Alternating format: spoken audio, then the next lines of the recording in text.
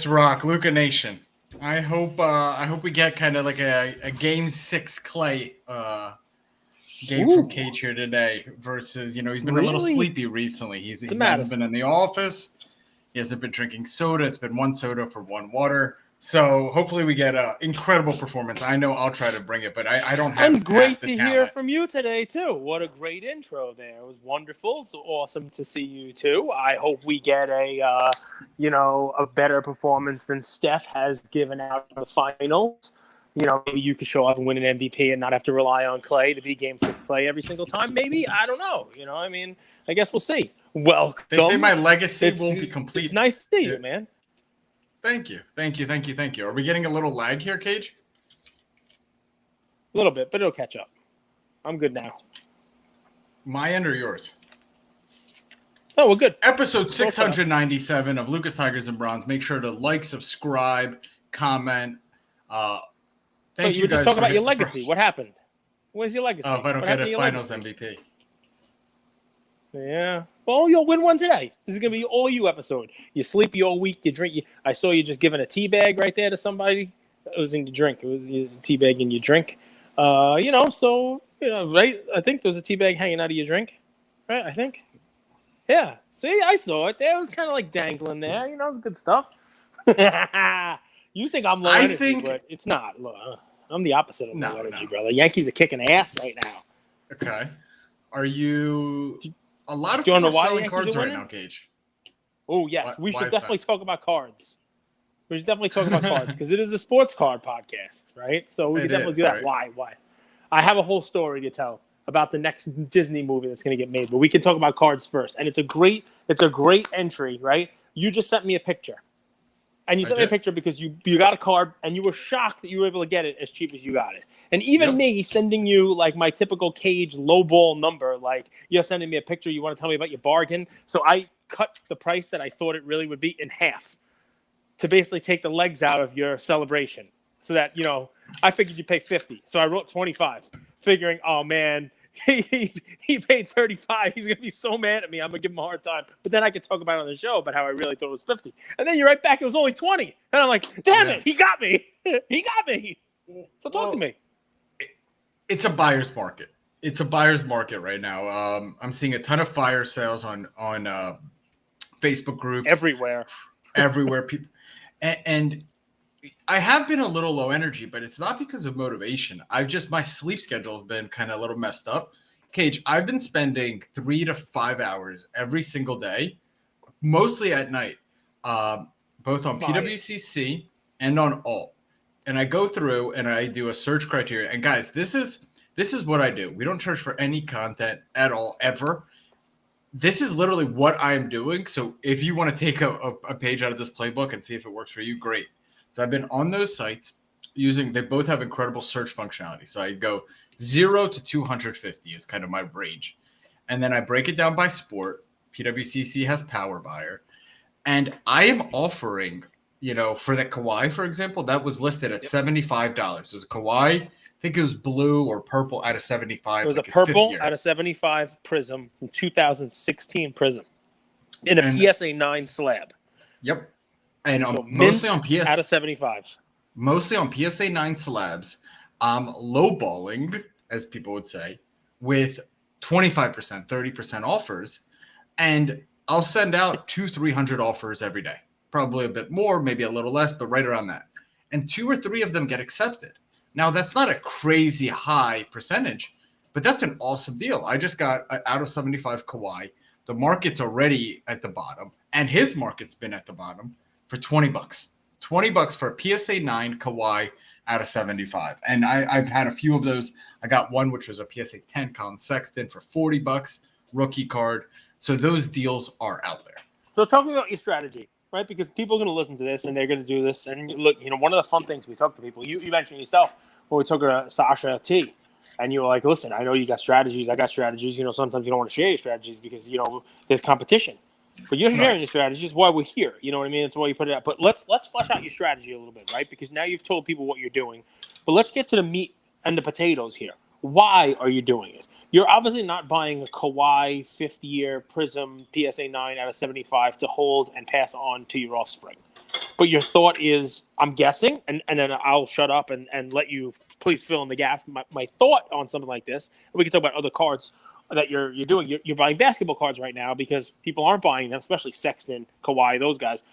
Because basketball because I know basketball. I'm not buying hockey because I don't know basketball. That's fine. The market, but also no hockey. one's buying basketball unless it's the Celtics or Warriors right now. And definitely not Kawhi because he was out all year. But your thought, I guess, is the market has collapsed. People are looking to either completely exit it or, try to get some liquidity, to maybe have some dry powder for themselves. So cards are already cheap. People are listing them cheap, and you are finding a way to make an offer, and just someone will take whatever they can, because right now it's up there and they get nothing. Well, here's my thought process. I don't think the market's collapsed. I think the market's made up of individual participants. Yep. And some individual participants overextend. So they might have 60, 70, 80, up to 100% of their savings or net worth in these cards.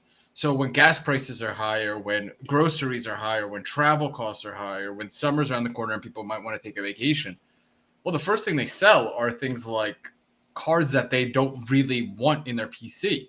And when there's a market like there is now where everyone's selling, it's not that easy to get out of cards. So I'm going to do the heavy lifting to really browse deals and send offers. So if someone needs cash quickly, they take my offer and I have the cash. Yep.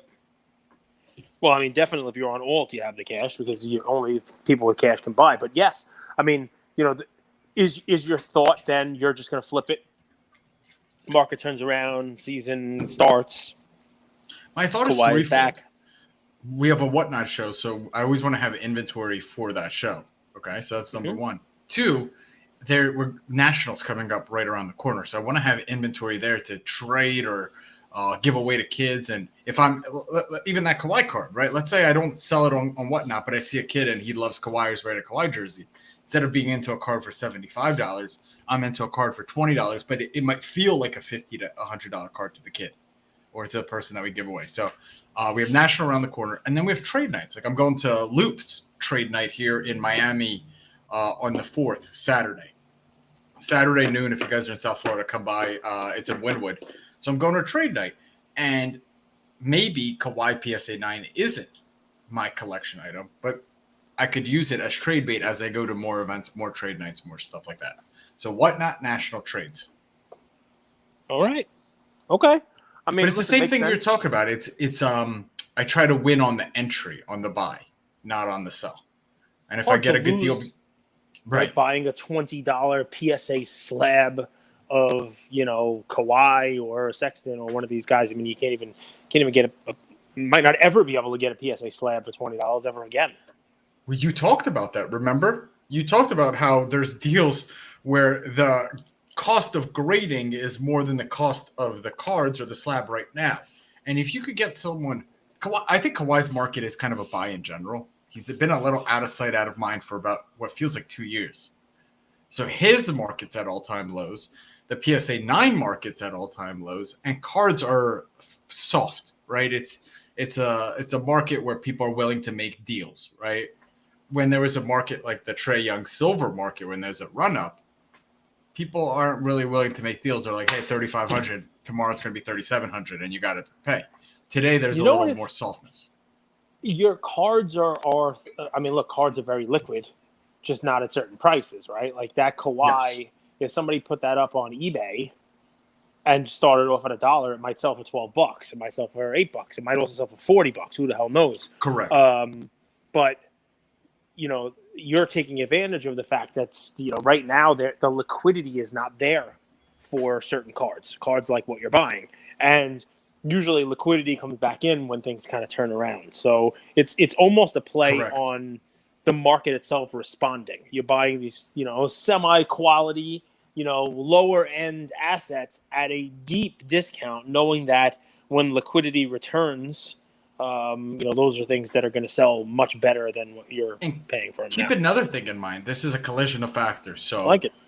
The market's run up in general. There's been a lot of grading and all that stuff, but there's also decentralization in where you buy. So if I have a card on alt, okay, so I want to accept an offer for $20. It's 1% selling. Maybe I know I could send it to eBay and get $45 for it, but I'll have to pay for shipping. right? I'll have to get the card in my hands. I'll have to still run that auction, and then I'll have to wait for it to get paid, and then I have to deal with PayPal and that whole thing of $600, and it's going to be IRS. So think about all the more hassles I have to go through to get an extra $25, $26. Yeah, just get rid of it. I'm with you. I think it's a great plan. What is your overall thought though about people kind of leaving and people the overall market? I don't want to talk about negativity. I want to talk about like facts and data here. We only have anecdotal evidence, but some of our Instagram groups, people are talking about how they're getting a lot more unpaid items on eBay. People accepting offers and not paying. People winning auctions and not paying. I don't think that's I think we try to use eBay non-payers as like this. We try to take a small subset and extrapolate. I think eBay's the worst place to buy cards in general. I think that's nothing new. We've talked about that since your Darius Slayton card. Slayton? Well, that was somebody that wasn't a non-pay. They paid and then he started to suck and they returned it saying there was a scratch on the slab. That was a different story. Since that day, that was 2 years ago. Yeah. Okay, so how poor eBay is. Well, let's take it to the next step, right? I mean, right now, PWCC sponsored this episode and all the other episodes. I'm not going to say it's a non-paid item yet because PWCC is still working on it and we just had the holiday weekend. But if you guys remember, I sold a whole bunch of cards with PWCC. I think the auction ended May 16th, May 15th. Sunday weekly auction, May 15th. I still have an item that's unpaid. A 5-figure item that is not paid for on PWCC. And I reached out to them, and they said, "Look, it was the holiday weekend. We didn't do, we're giving these people, a couple extra days because of the 3-day weekend. But to their credit, they said if this person doesn't pay, they're booted. You know what I mean? Like there's no 3 strikes, no nothing. You don't pay in one of our auctions, you can't bid anymore. Obviously, I'm sure there's ways around that, opening another account or whatever it is. But I've sold on PWCC a lot, and I know I'm not the first person to ever get a non-payer, and there are outliers out there. But right now, I got a pretty decent-sized Michael Jordan card that someone's not paying for. So it's not just eBay. So like I said, it's only anecdotal. I don't have like data and the whole. Okay. I have my own stuff. I have our Instagram groups, and I wonder if that continues. I wonder what that does for the overall kind of feeling in the marketplace, right? That's not a market issue. That's a company issue. So you mentioned alt. You have to pay right away because you can only pay with cash because you load money into the account. I mean, that's a benefit of that's whatnot. Instantly, when we were running an auction, you say this person's payment was successful.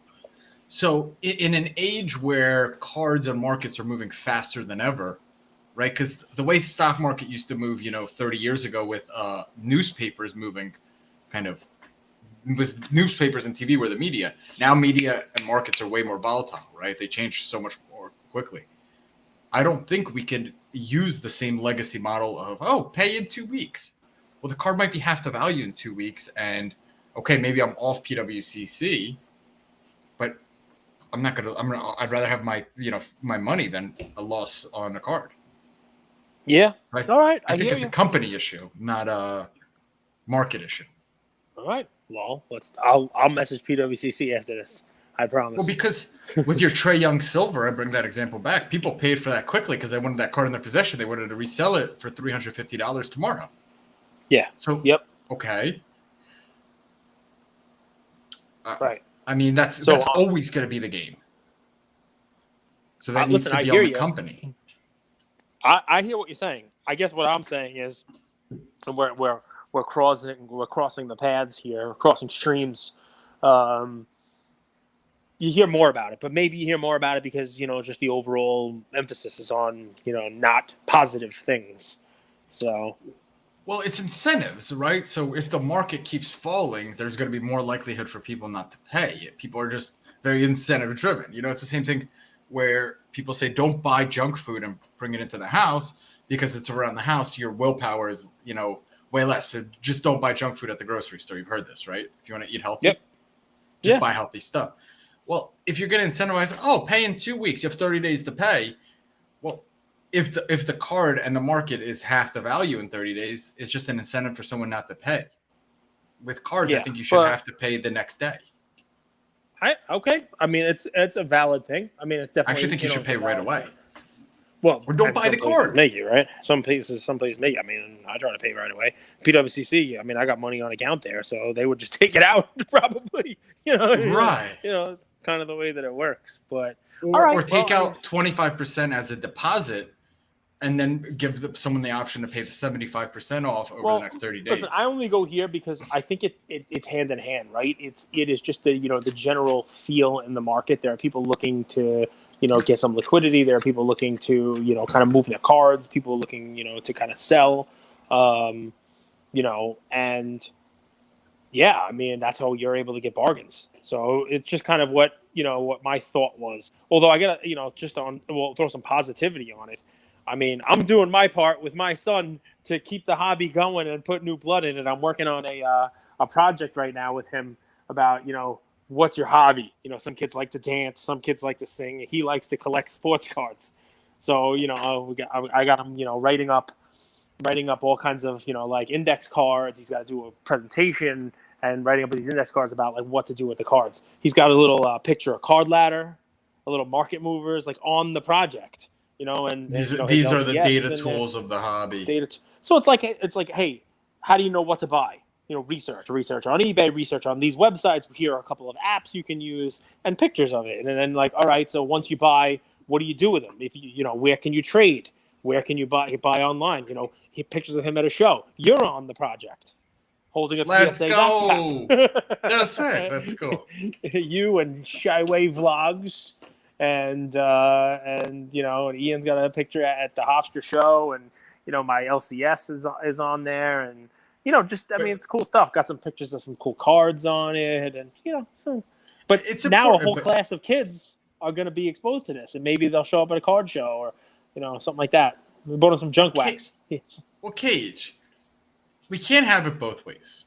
Okay, mm-hmm. So what I mean by that is a few days ago you said, well, you can't compare the hobby to NFTs. A hobby's been here since 1880, right? Yep. NFTs haven't gone through a single cycle. So people leaving the hobby or people coming in, that's happened since 1880. And yet this thing has stood the test of time. Yeah, we always say it's not like it used to be. And yeah, it's not like the run-up of 2020. We say that. We glamorize the past. But the hobby's going to be just fine. It's been just fine since 1880. In fact, it's been growing. Yeah, I only look out for the folks who are listening to us who haven't seen that, or this is the first time they've seen kind of a run up and then the other side of a run up. And the point you're making is important for them to hear also, right? That this does happen. And look at those charts and look at the big run up and the whole deal. But we're doing fine. Zoom out, hang out, calm down, be here for a little while, and you'll see everything will be just fine. And I would kind of like put a line down the middle of that page, and I'll say the hobby's been here since 1880, but shit is shit. Like if you buy shitty stuff and you sit on it and think it's going to appreciate over time, more than likely it's going to depreciate. But the collectible version or the collectible side of that page of the hobby, those are great investments. So your job is to figure out what it is that is going to be collected in the next 10 to 20 years and try to trade or move your way into those assets. Yeah, I think you're right. I think you're 100% right. Cage, do you remember the price I was buying Zion Prism bases when I got into the hobby? Before any run-ups, really. This was right at the end of 50 bucks? 50 bucks. Some guy was like, hey, do you know anyone that collects Zion-based Prism? Here's one for 30. But so this is Zion. So before any run-up, before the COVID run-up, before anything, this card was $50, 2019. Now it's 35. But you look at your Jordan PSA 10 with all of its ups and downs. You take that same time frame, it's up 6x, 3x, 5x. It's whatever it is, it's an X, and it's doing fine, and it'll continue to do fine, I'm sure. Yeah, there are certain things that will stand the test of time. You got a story for me? Yeah, but you tell me what you wanted to say first. I was going to say, while doing this project, I used a heritage book that came to my house, the auction thing for their last auction that ended. And I found myself cutting out cards to put in, in PSA slabs, SGC slabs. And when I was done, I looked at the cards that I cut out. It's heritage. It's not a lot of ultra modern, so take that for what it's worth. But there was a Chamberlain rookie, there was a Mantle, there was the Jordan rookie, there was a Mike Trout, there was a Bowman Chrome Brady rookie. You know what I mean? Like when you say shit is shit, yeah. The other side to that is, there are certain cards that are going to be, investable for a long time. And my son will probably do a project like this with his kid one day, 30 years from now, 40 years from now. And some of the cards that I cut out will still be the cards that get cut out and put on it. Mantle rookie, maybe Wilt, Jordan, LeBron, Brady. They'll still be there. So, there is value in that, right? What do you got there? You got a little Michael Jordan? So I wanted to pull this card up because this card is as printed as you've ever seen, right? Like you could see, you could, right? 90. 90? Yeah. Okay. So this card, I mean, during its, this is the Last Dance run-up. It went ballistic in a PSA 10, almost at $1,000 for this card. So this card there's millions of this card printed. This is not a rare card by any means. Just the PSA 10 pop is $5,000 for this card. There's a ton in SGC. There's a ton in BGS. You'll find this card. There's a ton of raw. The point of this is, if you take that same time frame, right?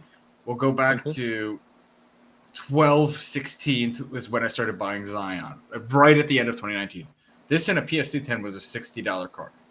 Even taking this chart out, this $1,000 PSA 10, it's a $280 card right now, $300 card. So you could buy a PSA 10s of Michael Jordan in a card that's got 5,000 of them and still be 4 to 5 times your money. Yeah. And that's you didn't even have to get into the right card. You got into a high pop, very high pop card. But even a Jordan like that, it shows this thing has longevity over time. Now that's not the card I would be in because I do believe there's too many of them. But the point was just comparing the Zion performance over that same time and the Jordan performance over that same time. I like it. So I'm going to give 5 minutes about my Yankees, if that's all right, and then we can talk about whatever you like and take this thing home. I think we should talk more baseball. I think you have a very astute knowledge. Would you be a GM, an owner, or a manager if you could pick? Do it right now. You've taught me I want to be an owner. Yeah. That's it. I want to own my shit. Prior, I would probably have said, I'll be the GM. But you know what? For the last 2 years, what I've learned from Andrew, you want to be the owner. You want to be the owner. Then you can tell the GM how to GM. Or you exactly. You'll be the owner, the GM. You do whatever you want. Manager, get out of here, manager. I want to own it. I want to own the whole damn thing. So, Yankees, Aaron Judge, 19th home run today. Playing for his money. He hit one off of Ohtani. It was a dart. Just, he was smiling as the pitch came in, and just a dart over the left field wall, 110 miles per hour. I don't think it got more than 20 feet off the ground. It was a bing, like a pea. And they roughed up Ohtani again. Ohtani does not pitch well in Yankee Stadium. And they roughed him up the last time out there, too. And you'd like to think that, a team that's on pace to win 112, 114 games, with Judge on pace to hit 60 home runs, that he's your MVP, and maybe he is the front runner for the AL MVP. But do you want to know who the front runner for the AL Cy Young Award is? Keuchel. The legend of nasty Nestor Cortes is growing, my friend. The legend of nasty Nestor Cortes. So I just want Nestor was my drug dealer in there you go. Mexico. Of course he was. One of them. So no. Nestor Cortes. Let me give you. I had other offers, and I said, "I'm loyal." You stick with Nestor.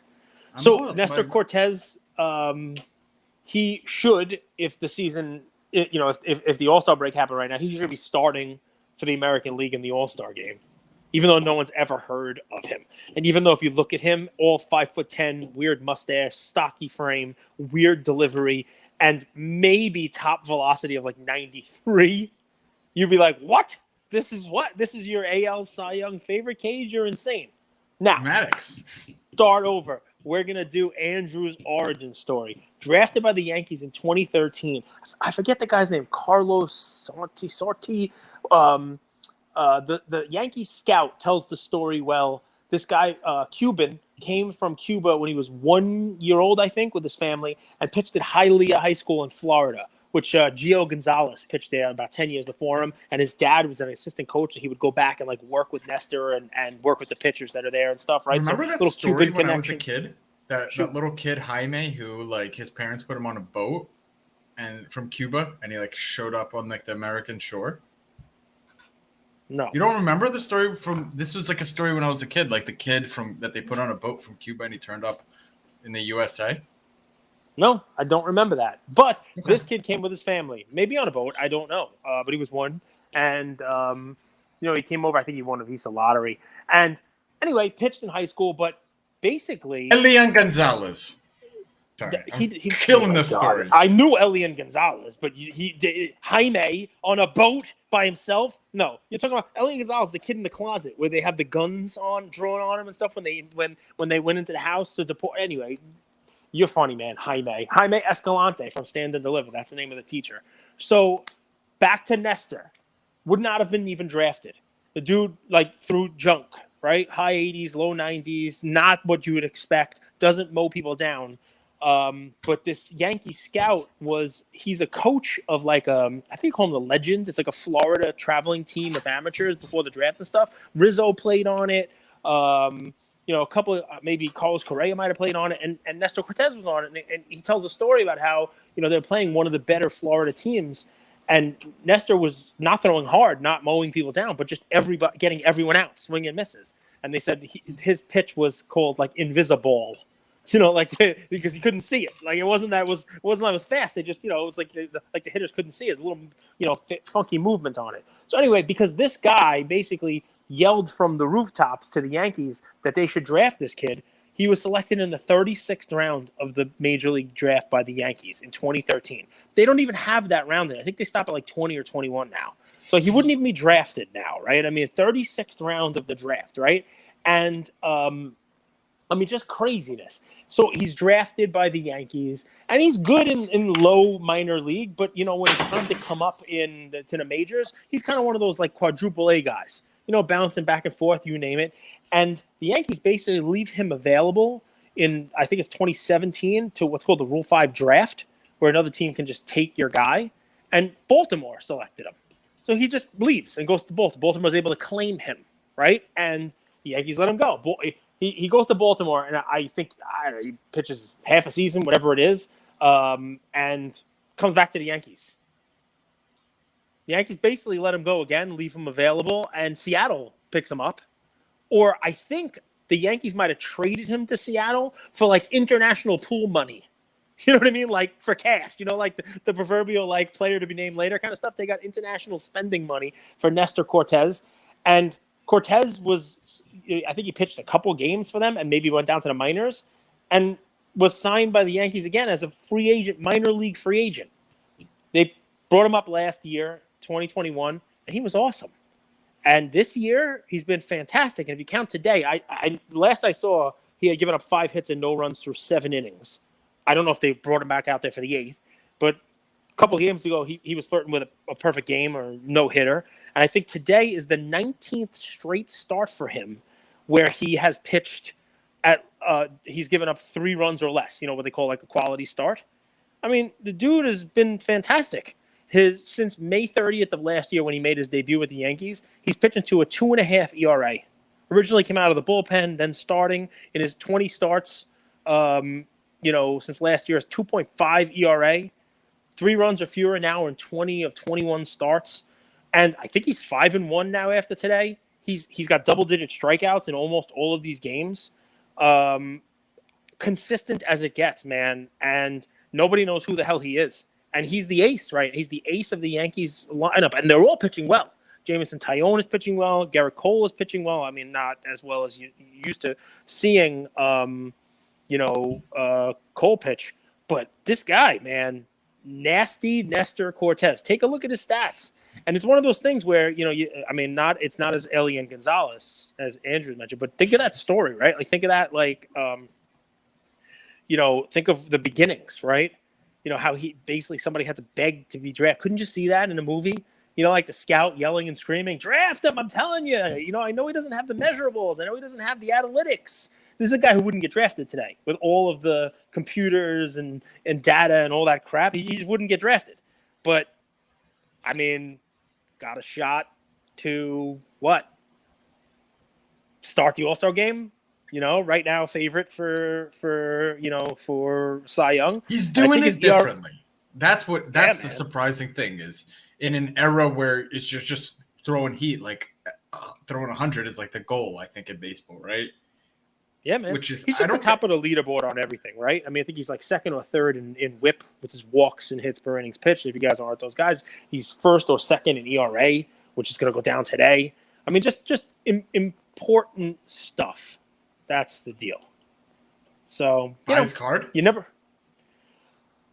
Pitchers don't get any love, and this guy is, probably approaching 30 years old now, right? He was drafted in 2013. So, while it's a feel-good story, there may be a slight bump when people start to, hear him and that kind of stuff. It's more just What's his name?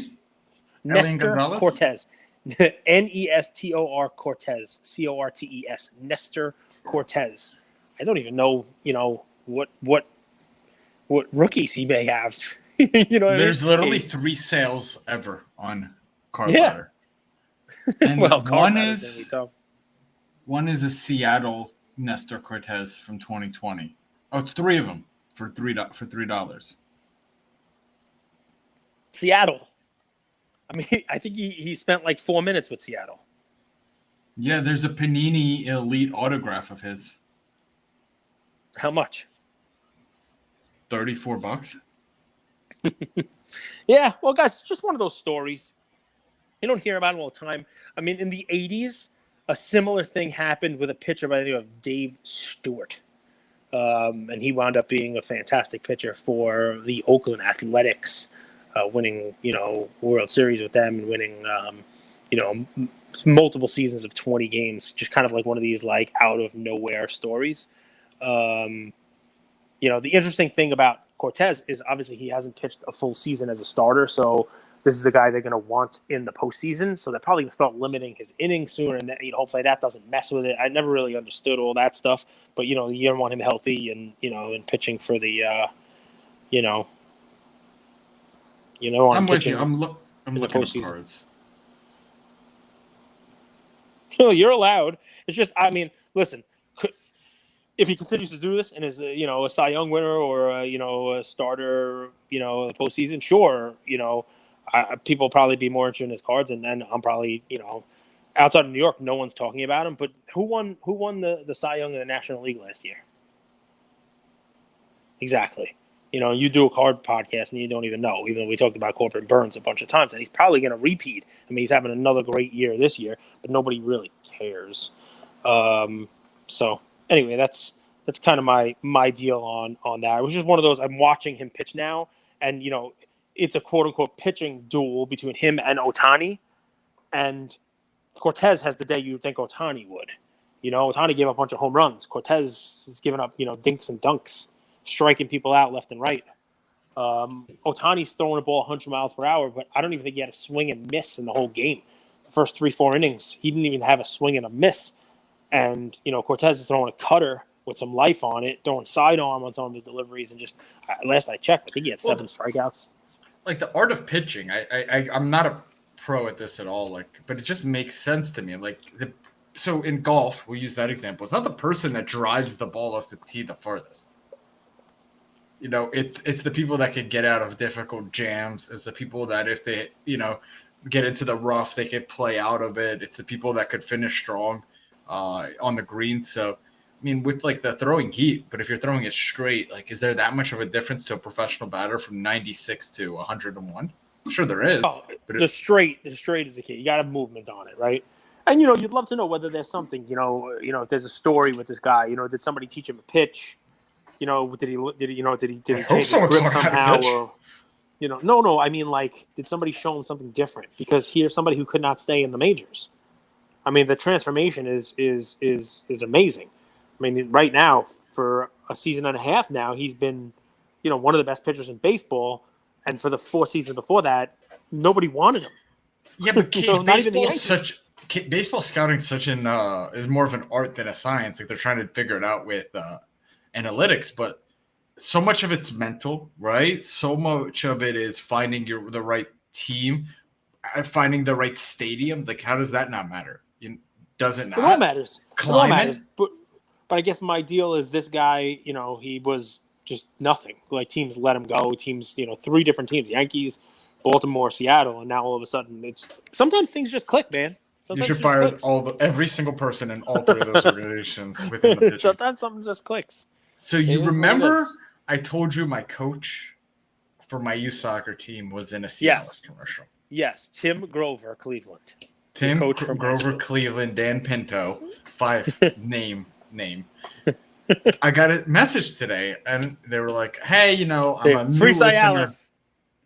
I'm a new listener, but I got a chance to finally catch up to all your episodes, which is no easy task. That's 75 hard of the Luca Nation type thing. That's gonna take a long time. Yeah, but he's like, I got to the Cialis episode of Dan Pinto, and you won't believe it. You played soccer with my brother. Oh, look at this. That team that I was on, this is a kid from Yardley, his younger brother, Tom Radvaney, works for Amazon now in Seattle. All right, whatever. His younger brother, we played on the same youth soccer team for YMS in Yardley for 5-6 years together. One of my favorite people to play with. I was a striker. He was like a defensive center mid. As loyal as a kid. Like because when you're a youth, like you get picked to go to other teams. To stay on the same team for a long period of time is rare. And we both stayed on the same team for a long time together. Great kid. So shout out to the older brother, JR. I don't know if it's Junior or JR. But dude, it was pretty freaking awesome to get that message this morning. There you go. It's funny, man. You're a celebrity. Yeah. Some dude in the dispensary was said, like, dude, you look familiar. Like, where do I know you from? Yeah. And did you tell him because I'm here every day, twice a day, like clockwork? That's why you recognize me from yesterday. No, I was you're familiar at the dispensary. You sleep there. Well, I was kind of having fun today, and I want to do this more. I was just like, probably TV. And then they called me in, and there was a front desk girl. I was like, they all know me. I don't even know what it meant. It didn't even make any sense. I know what she's doing back there. What is she doing? The meatloaf. The meatloaf. TV. Oh man, it's fun stuff. Listen, I got a fun message today too, and it was like I try to catch as many episodes as I can. I don't get them all, and I definitely don't get the movie quotes. But I do know that was a movie quote. I know somebody just dropped a movie quote. I don't know what movie it's from, but I know there's a movie quote in there somewhere. So that was a pretty funny one too. It is what it is. Listen, man. TV show guy. So I'm gonna start watching more TV shows. I mean, I'm Heisenberg. We're gonna start watching more TV shows. We're gonna do some fun stuff, and Heisenberg. And honestly, I think of myself as Jesse. The reason I think you are Heisenberg is for a long time people didn't realize how smart Walt was, and that's what I think is with you. Like you're comedic genius, but your memory and like when you talk about history and sports history and you go get nerdy down that road, brilliant. I like the nerdy stuff. Tuck Everlasting. No, you are. What's the movie with Robin Williams? Finding Neverland. With Robin Williams? Hook. Mrs. Doubtfire. No, when he's kind of like weird but really smart. Beautiful Mind. That's not Robin Williams. The Fisher King. Robin Williams, Beautiful Mind. You're talking about Russell Crowe. Robin Williams was dead. Why do I keep calling him Robert Williams? Because of the Celtics. Are you finally ready to make a prediction that Robert Williams will be the difference maker and the Celtics are going to win tonight? Is that where you're going? Is that where your brain is? I lived in SF when Robin Williams hanged himself. It was a really sad day. Really? What? I mean, he did. Should we not talk about this stuff because it doesn't matter? I mean, I don't know how your brain goes to that's all right. Let's talk about mental health. Well, did you see the post from tell me. Who's the ball player who posted about their mental health? Jack Settleman reposted and responded to him. I can't believe I'm going to forget the name. I'd have to pull. I know. I'll have to Tyler Lockett. You know. Yes, Tyler Lockett. Exactly. Tyler Lockett. Well done. So this is now, if you want to talk about mental health, that's a good one. Not Robin Williams because you thought it was Robert Williams. And let's go Tyler Lockett. If you really want mental health today is going to be the day to talk about that, go. Shoot. Use Tyler Lockett as your jumping off point. I mean, Doug stepped on a B. I was traveling in Bali. This is my first solo travel. And if any of you people have traveled, you know, like you come in, you're like, this is sick. Like first few weeks, you're running on that adrenaline, and inevitably, you hit a low point. You hit a low point because you're far away from your friends and family. You don't know a lot of people. You feel out of control. You don't know this world. Something might have happened, but it becomes so much bigger. And what I learned, I met two girls doing a beach cleanup. Okay, they put a post like, we're doing a beach cleanup. I was like, I need to get out of my house. I need to go to, and I was stressed because I couldn't find a really good place. And I asked for help. I said to them, man, like I'm usually so good at this stuff, but like right now I can't figure it out. And they offered help. They're like, we have an extra room. This is a sick complex, and ended up being incredible. But anytime you're struggling in life, we get really inside of ourselves. And what I learned in that little metaphor was don't be scared to ask for help for two reasons. One, and the biggest one, is people really want to help you. And two, asking for help is not a sign of weakness. It's actually a sign of strength. What about directions? Like if you're lost, do you ask the directions? Yo, we have very old school Russian family that if we're driving to their house, like in, actually one lives near Wine Library, they will actually call us and be like giving us directions. Like they're like, take, Garden State Parkway, and then you get off at exit 44. And we're like, every single time. And then we get there, we have dinner, and then go home, and they give us direction all the way home. And we're like, we kind of have Google Maps. There you go. Well, I just meant like, if you're lost, I won't ask for directions. I'm not stopping at a gas station. I'm just going to keep driving until I find something, even if it's another state. What about? I'm going to find something. Don't you have your phone? Yeah, but you can't pick that up while you're driving. I'd have to pull over. I'm not doing that. Hey Siri, directions to X address. You can't. No, literally Siri on my computer turned on. Yeah, look at that. See that? Siri just showed up. So I have a shout out to my daughter today. And guys, use this in your own world, in the hobby or not in the hobby if you like, or just tell me, Cage, you're fat and stupid and shut up and don't preach to us. That's fine too. I get those kind of DMs. It's been a fun week in my DMs. Leah called me to pick her up, and I had to do a work call. I don't like it, and she had to walk home. No, that's not it. That's what she did. She didn't have to walk home. She had to walk home from the bus stop. That's not it. Okay? Don't make fun. Right? That would not be nice. So, right before we did this episode, the landscapers were here. And they were making a noise and a racket out in the yard and the whole deal. And they were cutting the lawn. And they were doing all kinds of stuff, working around the pool. And Leah and I were looking out, my daughter, Leah, and I were looking out the back door. And I noticed a butterfly in the pool. Oh. And in the pool? In the pool. And you can't get out because the water hole is too heavy. You could see the ripples. So Leah looks at it and looks at me, and I said, oh, that's pretty terrible, like butterfly in a pool. She's like, terrible? What do you mean? Go out there and get it. And I'm like, okay. Like, it didn't dawn on me like, okay, these guys are out there, just go ahead and fish it out of the pool. And she's like, why wouldn't you? It takes so little to just open the door, walk out there, grab the net, grab the butterfly, get it out of the water, put it to the side, let it dry itself off, and fly away, which I then proceeded to do. And it didn't. It took me 10 seconds. The landscapers looked at me like I was insane.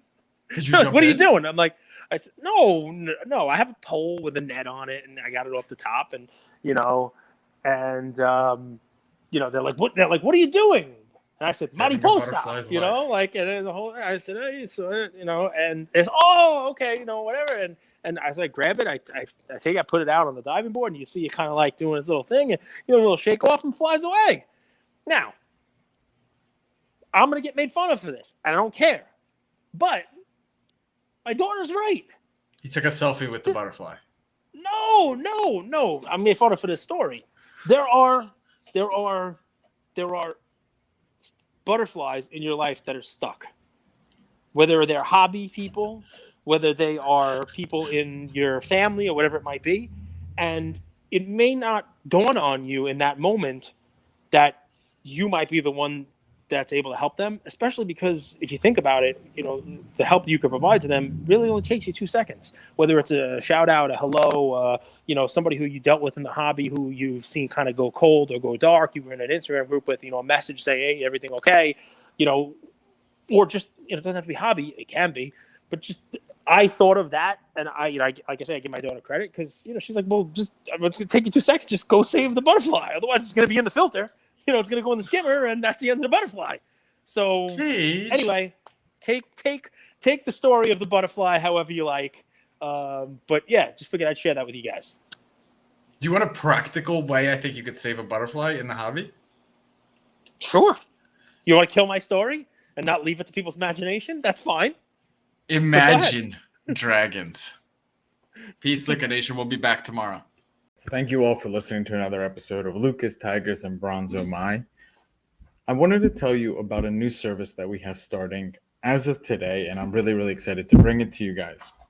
So as a part of our partnership with SGC, we got 50 free submissions every single month, and many of you have taken advantage of that. And it's amazing that we could have the opportunity to 650 episodes, 675 episodes in, to go ahead and give back to our community. As people were sending those cards in, they asked, can we send 5, 10, 20 more cards to you guys? We'll pay for it, but we wanted them graded with SGC. You guys know SGC is turning cards around in 13 to 14 business days, have incredible customer service, and their secondary market values are going up day after day after day. And that's exciting for the hobby and exciting for the grading landscape.